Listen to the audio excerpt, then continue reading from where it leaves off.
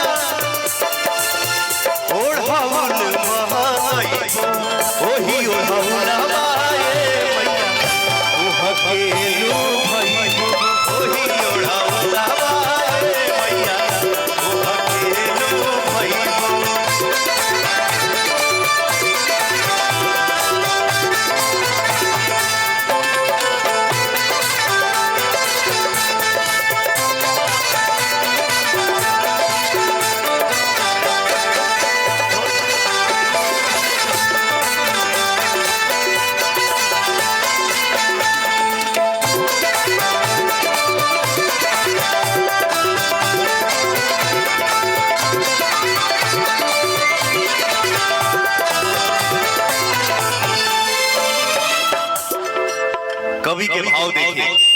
हरा मत मार रे, हरा लिखे मारे ओके का हम बोली। बहुत सारा गाना गा एक बार पगला रिकॉर्डिंग में गला बजिए बैठ जी। हमारा पता नहीं क्या सिस्टम लगाए हो। हरे अहिरु बोलाई बोए मैया दूधवा महंगाई बो। है धन अनुपाय अहिरु बोलाई बोए मैया दूधवा धन राजा हिरु धन का भइले बाज गेले नो। मांच भासे वाला हिल रहल बा। अच्छा जाए तो कुछ भइल ना नो, बाज गइल नो। हो जाना रखियो होई ठीक है, जब जैसा देखा जाए।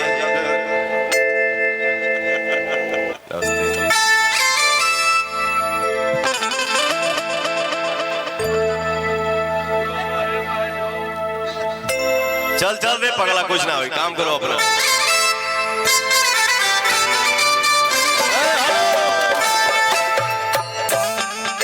देखिए आप सबके बीच में मेरा वो भाई आया है जिसका लिखा हुआ गाना पूरे वर्ल्ड में चलता है, पूरे वर्ल्ड में फेमस है।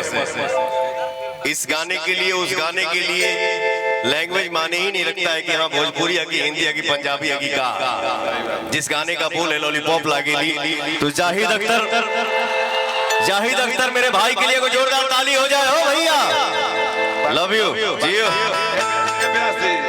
क्या बात है, बैठ। बकिया करे दूरदर्शी जी के साथ रहा।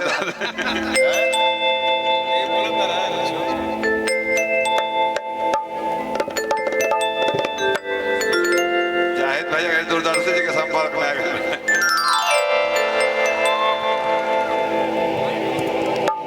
तब जी लॉलीपॉप लिखला पता नहीं कितना हिट गाना दिया है अभी।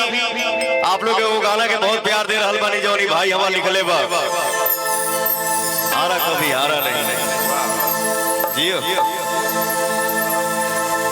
अरे हीरू बोलई बोए मैया तू धावा महंगाई बो खीरा बाबा नहीं बोए मैया कमाला नहीं बो खीरा बाबा नहीं खीरा बाबा नहीं मैया कमाला नहीं बो अंगना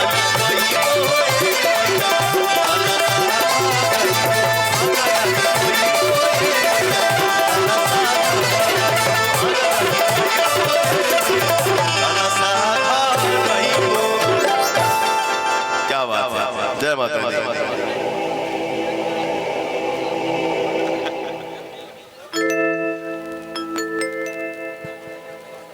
सर